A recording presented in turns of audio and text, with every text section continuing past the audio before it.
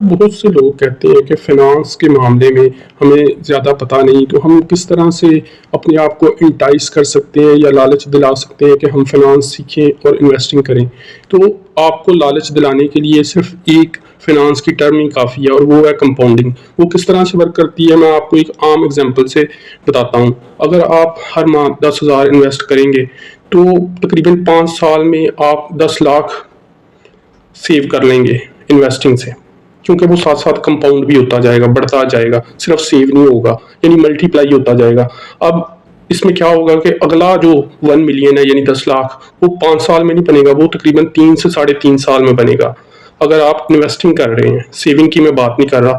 इसी तरह उससे अगला जो मिलियन है वो आपका तकरीबन 2 साल में बनेगा।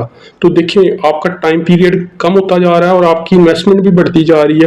पहले 1 मिलियन थी, फिर 2 मिलियन हुई, फिर 3 मिलियन। इस तरह ये कंपाउंडिंग यानी मल्टीप्लिकेशन काम करती है, जो सेविंग से 1000 दर्जे बेहतर है। तो इसलिए अपने पैसे को सेव करने के फ़ौरन बाद इन्वेस्ट करें, उसे सिर्फ सेव ही रहने ना दें, क्योंकि it will engulf your money and you will get nothing at the end. So start investing so that your money can compound easily.